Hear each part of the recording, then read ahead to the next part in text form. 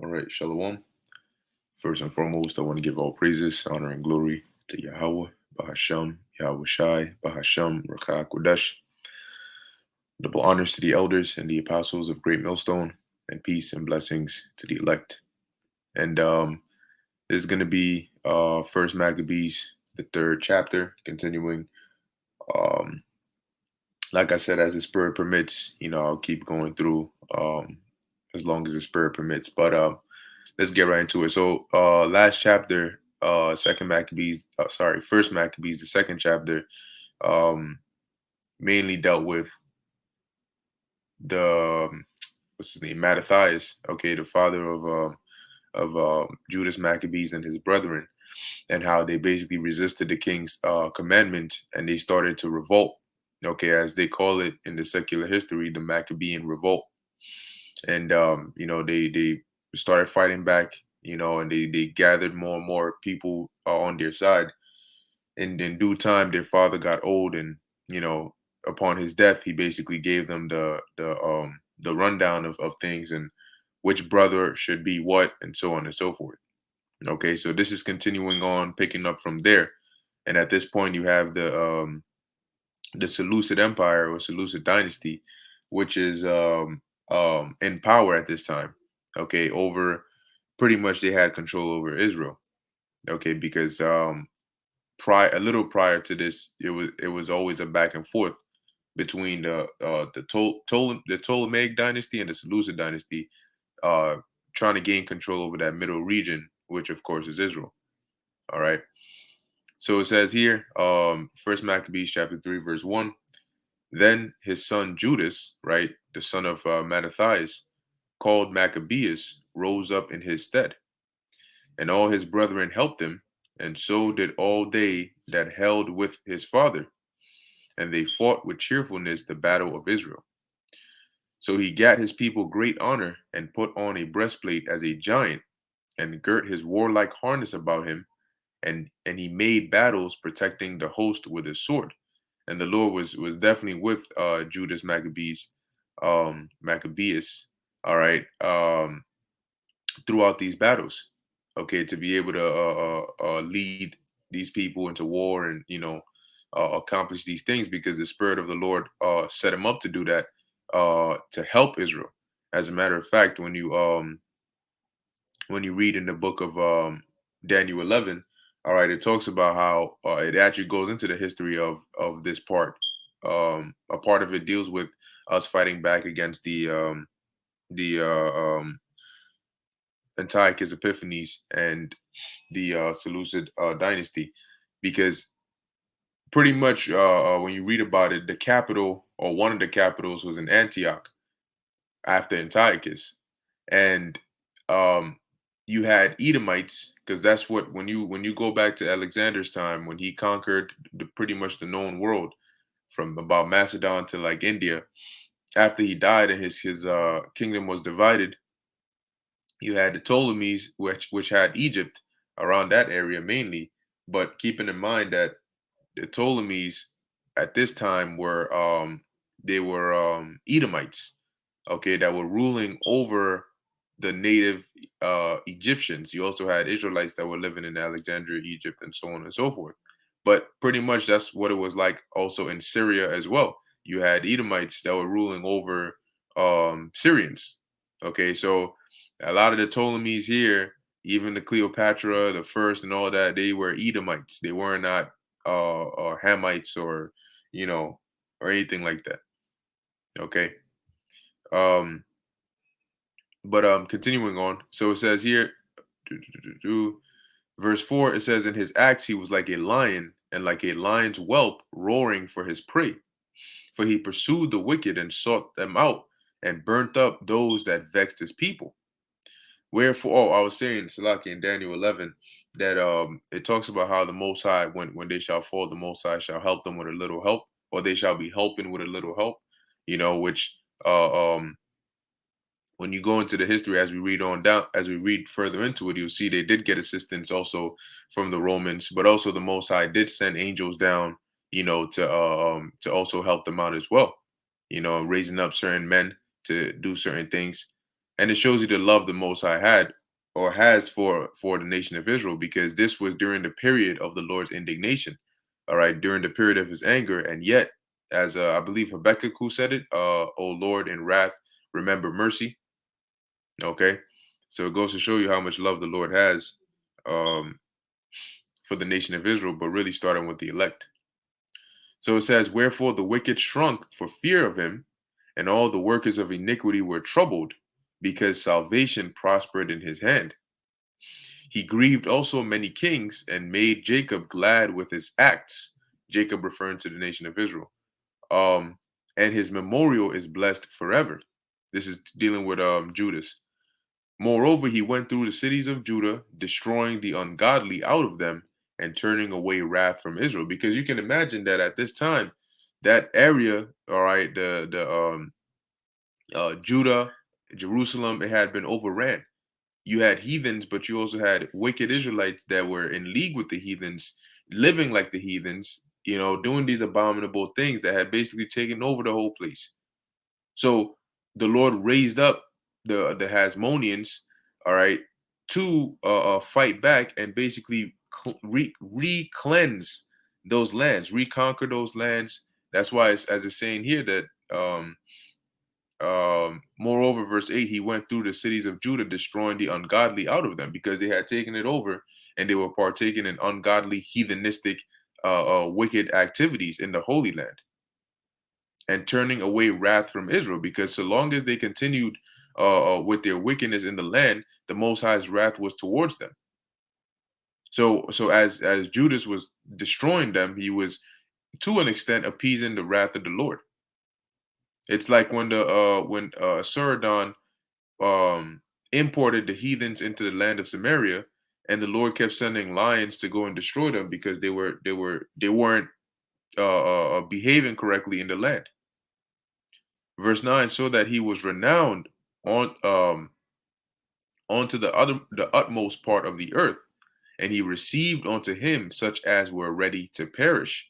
So those that were in that spirit, of just being ready to lose it all for the Lord, not those that were out here drawing back onto perdition, or those that were in league with the heathens. Okay, but those that knew their power, that were willing to fight for their power and stand up for what's right, because that's what the Maccabees did. They stood up. Okay, the Hasmoneans, that's what they did. They stood up, and didn't say, what, like I think it was the second chapter. It mentioned you had Israelites that refused to obey the king's commandment, but when the armies came against them on the Sabbath day, they refused to fight. They didn't defend themselves, and they were put to death.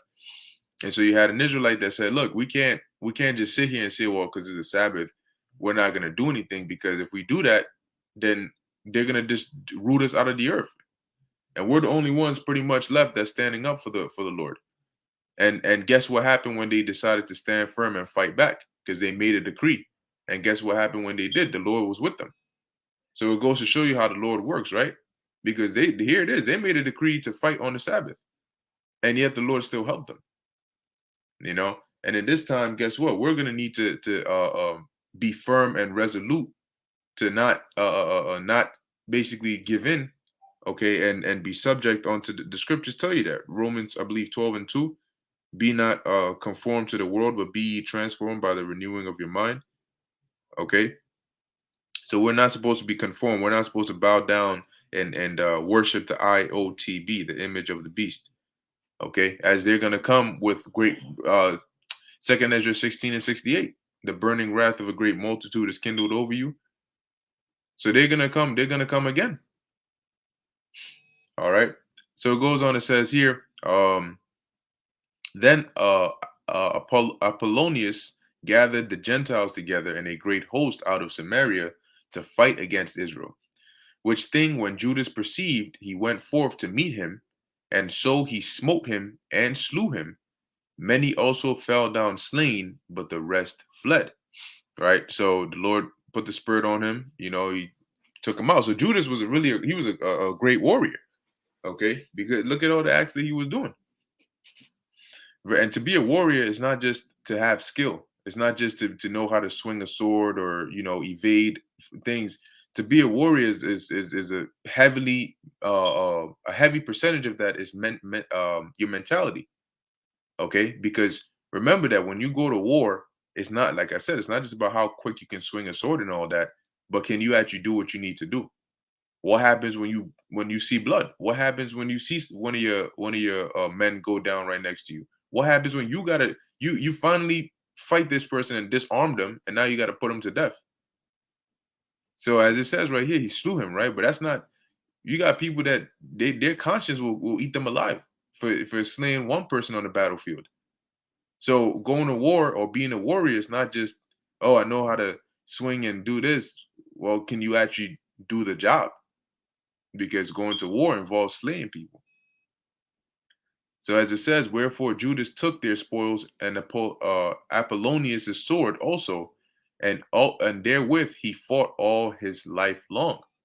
Now when Siron, a prince of the army of Syria, heard say that Judas had gathered unto him a multitude and company of the faithful to go out with him to war, he said, I will get me a name and honor in the kingdom. For I will go fight with Judas and them that are with him who despise the king's commandment. Because what would happen from his standpoint? You got rebels that are revolting, and if and they're gaining traction. If he can put them out or put them down, he's going to be recognized and rewarded by the king. Oh, this is the man who put down this great revolt and so on and so forth. That's why he says he will get him a name. So whenever anybody remembers in his mind, whenever anybody remembers the Maccabean revolt, they will remember his name as the one that put it down. So he made him ready to go up, and there went with him a mighty host of the ungodly to help him and to be avenged of the children of Israel. And you best believe you had wicked Israelites in there as well. It says, and when he came near, because just like you had Israelites that were standing up for their power and fighting against the wicked ones that gave in, you also had wicked Israelites that were so forward in their wickedness that they actually hated the Israelites that wanted to stand for their power. And they wanted to fight against them, and they did fight against them. Just like today. You have us that are standing up for what's right, but you have other Israelites that actually hate us, because we are not on their side, because they want to be conformed to this world and we don't. So yeah, you damn right you had wicked Israelites helping joining in these hosts to fight against their own people. It says, and when he came near to the going up of Beth Horon, Judas went forth to meet him with a small company. Which, when you look up, um, basically a lot of the names that you see in here where they had these different battles and so on and so forth. All right, you can see. Then these are pretty much estimates. Like, it's not 100% exact, but they put like estimates of where they believe these lands to have been. And as you can see, if Jerusalem is over here, Beth Horon is somewhere around here. Okay, as per this diagram or this map, I should say. Okay, so it goes on to read. It says, where we at? Yep, verse 17. It says, who, when they saw the host coming to meet them, they said unto Judas, and this is Judas's army, how shall we be able, being so few, to fight against so great a multitude and so great uh and so strong, seeing we are ready to faint with fasting all this day? So they're saying, look, we've been fasting the whole day. Number one, number two, look at how small we are compared to that big ass army. How the hell are we supposed to win this? Verse 18. Unto whom Judas answered, it is no hard matter for many to be shut up in the hands of a few. And with the God of heaven, it is all one to deliver with a great multitude or a small company. For the victory of battle standeth not in the multitude of an host, but strength cometh from heaven. And that was beautifully said, because the victory is the Lord's and he gives it to who he wants. So it's not about you. It's literally has nothing to do with you. You may be a vessel, but you don't determine, nor your weapons or abilities or features or state or condition does not determine whether you win the battle or not. That is already determined by the Lord. That's what Judas was saying. So regardless of if you've been fasting for a whole day, if you're tired, if their armies are 5 times, 20 times larger than yours, the Most High is the one who determines who's going to win that battle. And that's why he says one is the same for him to use. If he was to make a large army for Israel to fight against what's this guy Siron's army, or if he was to use a small company, it's all the same to him. But the Most High would rather use a small company because it magnifies his name and his power. Like Gideon. Okay, that story of that. Verse 19, it says, for the victory of battle standeth not in the multitude of an host, but strength cometh from heaven. And what's a precept that should come to mind? Isaiah 59 and 19. For when the enemy shall come in like a flood, the Spirit of the Lord shall lift up a standard against them. So the strength that we're going to get to be able to withstand these armies and these troops and these, the dangerous situations out here, these gangs and all the stuff that's going on, is going to come from heaven. The strength that we're going to get to, whether it's spiritual power or some form of divine intervention, it's going to come from heaven. All right. So that even goes into survival. Surviving what's about to happen is not going to be up to you. It's not going to be how much food you have, how hungry you are, how fast you can run. That all of that is going to be set up by the Lord. It says, and they come against us in much pride and iniquity to destroy us, and our wives and children, and to spoil us. But we fight for our lives and our laws. And that's the thing that you can take confidence in, is the fact that your cause, you're in a battle against somebody else, and both of you have reasons why you're fighting, but you are fighting for a cause that is pleasing to the one that determines who's going to win the battle or not, right? So you can take confidence that the Most High will be on your side because you are fighting for Yahweh Ba'Shem Yahushai. And if the Most High determines who wins and who loses, then what are your chances between you that are fighting to be godly versus those that are fighting to be ungodly? To a godly power, of course, those that are fighting to be godly would be the ones that would win. So keep in mind that when they come against us and they bring all of these things, we're innocent. All right, we're innocent, and the true judge knows that. So we need not fear what they may come with, because they don't determine the outcome. Yahweh Bashem Yahushai, the power we serve, determines the outcome. So it goes on, it says, verse 22, wherefore the Lord himself will overthrow them before our face. As for you, be ye not afraid of them.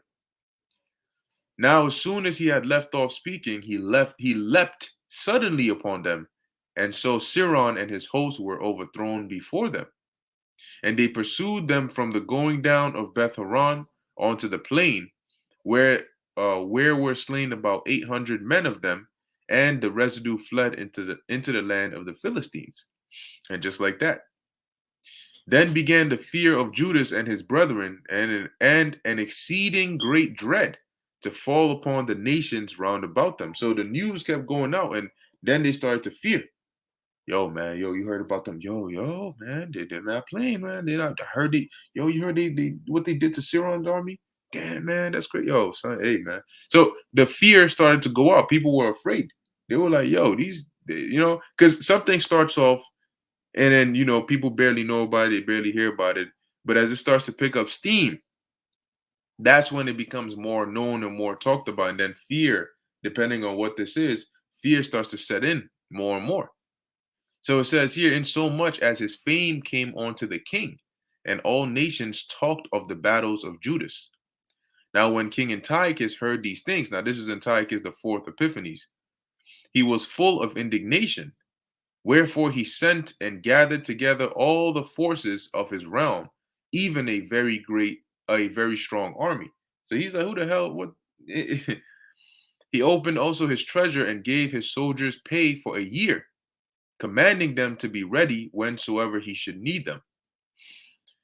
Nevertheless, when he saw that the money of his treasures failed, and that the tributes of the country were small, because of the dissension and plague which he had brought upon the land in taking away the laws which have been of old time. So because he gave that decree that everybody should leave their laws and come to and do what he did, that basically, like it says, brought that dissension and plague upon the land.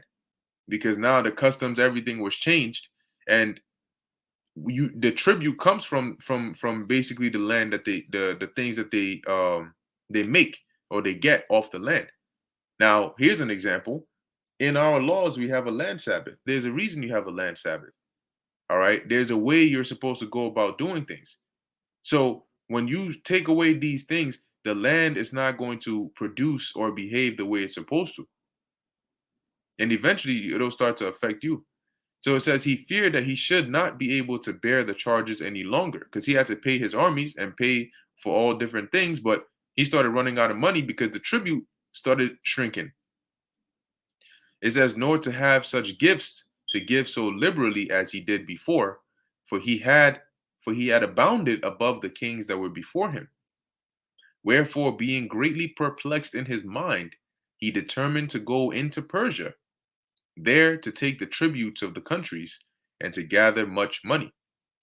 So he left Lysias, a nobleman and one of the blood royal, to oversee the affairs of the king from the river Euphrates onto the borders of Egypt. So that would be, taking a look here, you have the Levant area and then you have the Fertile Crescent. So I believe this body of water here, if I'm not mistaken, is the Euphrates, but there's no like indication on here, but it's definitely somewhere along these lines here. Um, and as you can see from this part, because as we're about to read, the Seleucid Empire was basically, I guess, divided up or broken up, not physically per se, but in structure. Okay. So as you can see, he had from this area all the way down to the border of Egypt. I'm sure he had some part up north here as well. But as it says here, it says, and to bring up his son Antiochus until he came again. Now, when you read in here, they don't specify the which Antiochus this is, because you read about the king who's Antiochus, and then you read about his son who's Antiochus. But the king at this time was Antiochus Epiphanes, and his son here was, I believe, Antiochus the fifth, Eupator, which, if I'm not mistaken, I think that means of a good father.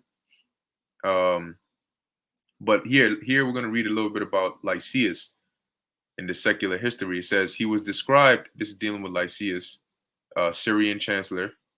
It says he was described as a nobleman and one of the blood royal.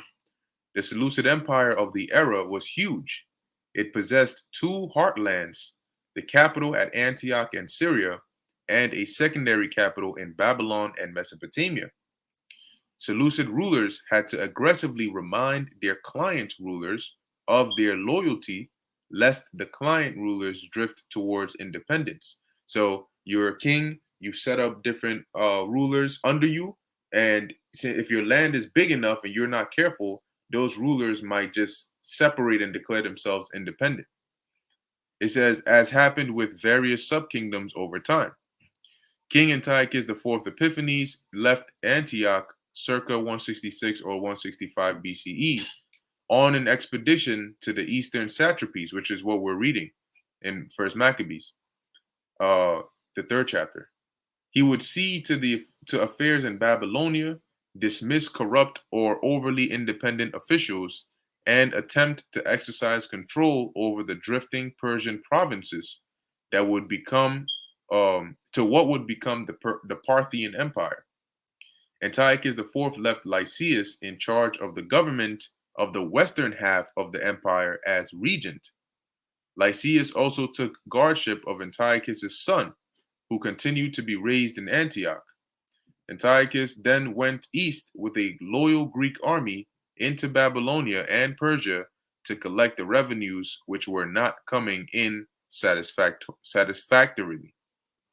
All right, so coming back here, as you see in verse 32, so Antiochus left Lysias, a nobleman and one of the blood royal, to oversee the affairs of the king from the river Euphrates onto the borders of Egypt. So that would be the western part or the western heartland, okay, of the Seleucid Empire. It says, and to bring up his son Antiochus until he came again. Because if you click on Antiochus Epiphanes, and you scroll down on the right side, if you take a look at his issue, you'll see Antiochus V Eupator, which is that his son. And I believe the difference between, because you see one here is Antiochus, as you can see, it says the name Antiochus is the female name of Antiochus, Cus, right? So you had the difference there. But the one that we're reading about here in First Maccabees chapter 3, verse 33, his son, is referring to Antiochus V Eupator.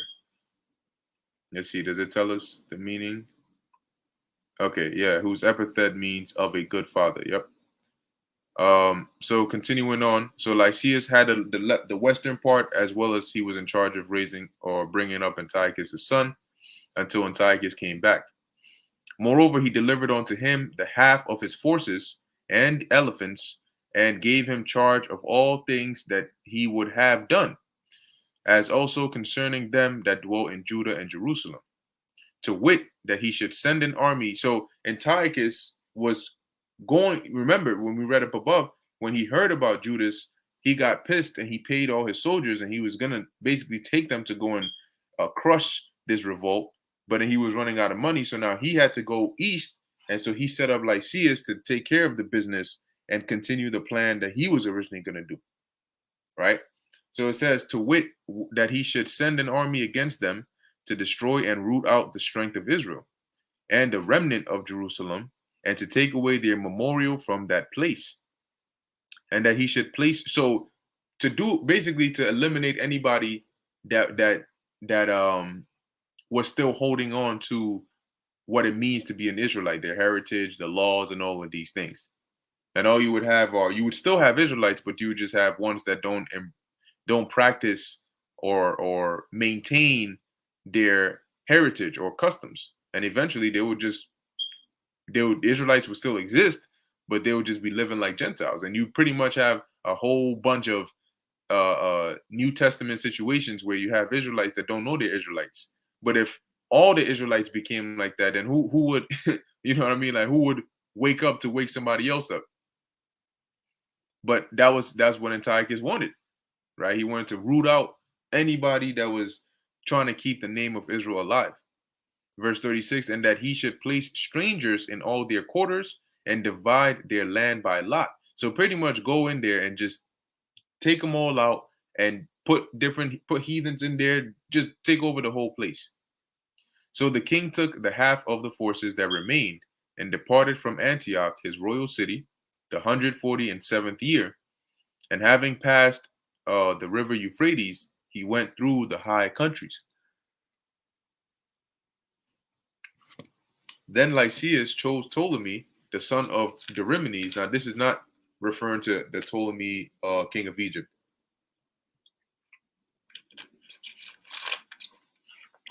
It says, Nicanor and Georgius, mighty men of the king's friends. And with them he sent 40,000 footmen and 7,000 horsemen to go into the land of Judah and to destroy it as the king commanded.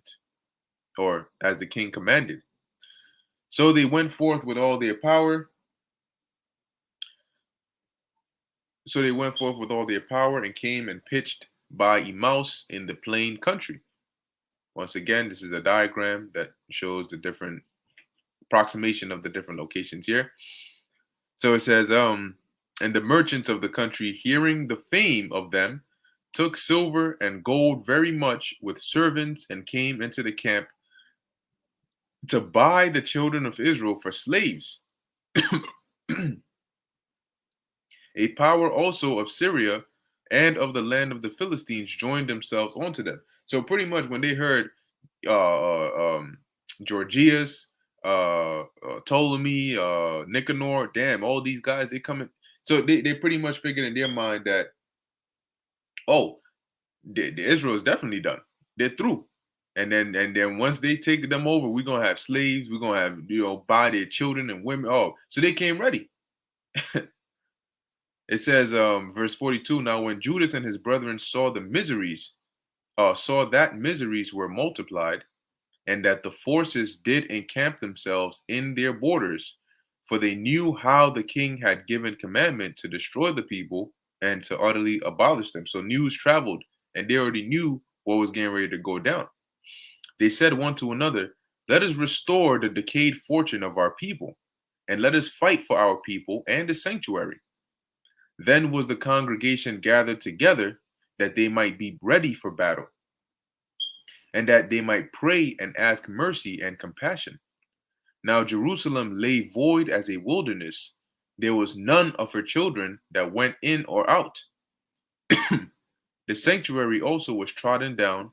The aliens kept the stronghold. The heathen had their habitation in that place, and joy was taken from Jacob, and the pipe with the harp ceased. Because remember, they had set up a fortress in the city of David. They had, basically taken over and set themselves up in Jerusalem, and blocked they defiled the sanctuary. So it became overran, all right, by the heathen. Verse 46, wherefore the Israelites assembled themselves together and came to Maspah, or Maspah, which is Mizpah, when you read in the in the blue letter, or in the non-apocryphal version. It says, over against Jerusalem, for Maspah or Mizpah was the place where they prayed aforetime in Israel. Then they fasted that day and put on sackcloth and cast ashes upon their heads and rent their clothes and laid open the book of the law, wherein the heathen had sought to paint the likeness of their images. They brought also the priest's garments and the firstfruits and the tithes, and the Nazarites they stirred up, who had accomplished their days. Then cried they with a loud voice toward heaven, saying, what shall we do with these? Whither shall we carry them away? Oh, and whither shall we carry them away? For thy sanctuary is trodden down and profaned, and thy priests in heaviness and brought low. Yeah, because the priest garments, the first fruits, the tithes, the Nazarites, this would all be pertaining to the temple or the sanctuary. Okay, where would the priests wear their garments? Where would you bring the first fruits to offer it? The tithes, where would you bring that? The Nazarites, where would they come to have the sacrifice done for them for the accomplishment of their days? So as they were basically crying to the Lord, saying, so now what are we going to do? Because the sanctuary, the temple, is trodden down, is profane, the priests are in heaviness and brought low, and lo, the heathen are assembled together against us to destroy us. What things they imagine against us thou knowest. How shall we be able to stand against them, except thou, O power, be our help? Then sounded they with trumpets and cried with a loud voice. And after this, Judas ordained captains over the people, even captains over thousands and over hundreds and over fifties and over tens. But as for such as were building houses, or had betrothed wives, or were planting vineyards, or were fearful, those he commanded that they should return every man to his own house according to the law. So he didn't allow them to go to war with him, which when you go into the book of Deuteronomy, chapter 20, okay, all right, Deuteronomy 20:4, it says, for the Lord your God, for Yahweh your power, is he that goeth with you to fight for you against your enemies to save you. And the officers shall speak unto the people, saying, what man is there that hath built, and of course Judas would know this because he was a priest. See, Judas wasn't just a warrior, right? It wasn't just, oh, Judas Maccabees, he was just a warrior. All he did was fight, fight, fight. He was a priest as well. So he knew these things, all right? All of them. They were knowledgeable of the laws and the history and all of these things. All right. They weren't just people with swords running around and just knowing how to fight. Because they depict that often in like a lot of like like a lot of different shows and movies and stuff like that. They'll just show like, oh, this guy's a warrior, but that's pretty much all he is. He's just like good at fighting, but he doesn't really know how to draw up strategies or any of these things. But that wasn't the case here. So it says, and the officer shall speak unto the people, saying, what man is there that hath built a new house and hath not dedicated it? Let him go and return to his house, lest he die in battle, and another man dedicate it. And what man is he that hath planted a vineyard, and hath not eaten yet of it? Let him go also and return unto his house, lest he die in battle, and another man eat of it. And what man is there that hath betrothed a wife, and hath not taken her? Let him go and return unto his house, lest he die in battle, and another man take her. So pretty much, betrothed meaning that he was espoused, engaged, but he hadn't popped, right? He hadn't taken her, all right.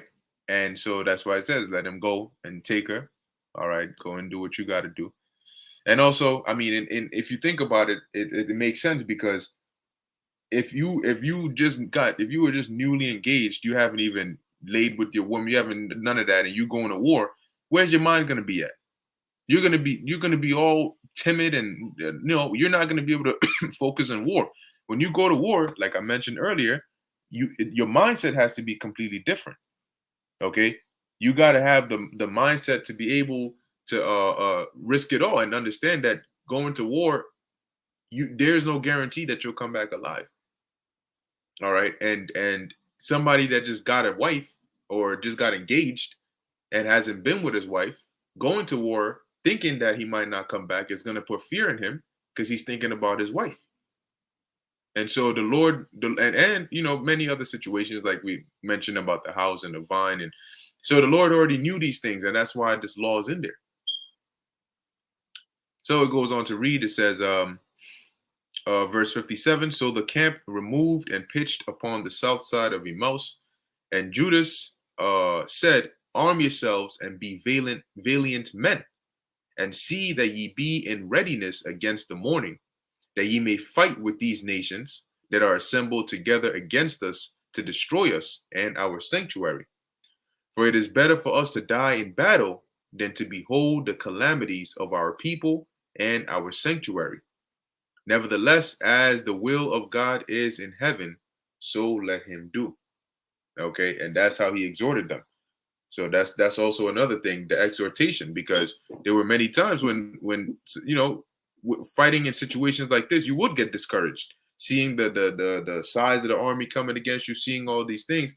But that's why the scriptures say what was written aforetime was written for our learning, and you can learn from the tactics Judas used, not only to be a great warrior but to be a great leader, because he would exhort his armies, but not like when you read about it, and they were like they complain about having fasted and the large size of the army, but he would use scriptures and he would use different accounts, and call back to remembrance the things of the past to exhort them and to take them out of the thought of how they're currently feeling, or the carnality or the fear, and to put them into a mindset of being ready and amped up to stand up for their power. Okay. And that's why we always have to refer back to the scriptures. That's why these accounts, these historical records are written, because they remind you that you are not the first to go through a bad or a tough situation. You are not the first to have your faith tested. In fact, there have been many others before you that have been through much more faith trying situations. So to read of their accounts, to hear about it, to remember it will give you strength to know that this person was in a much tougher temptation, and yet they stood firm and they got delivered. So how much less for me, or how much more for me in the situation I'm in? All right. So yeah, that was pretty much it on First Maccabees, the third chapter. Lord willing, that was edifying to the elect. Shalom, shalom to all you that were listening. Yahweh Ba'Shem Yahushai Brakatham. Why? I want to give all praises to Yahweh Bahasham Yahushai Bahasham Rachakodash. Until next time, shalom.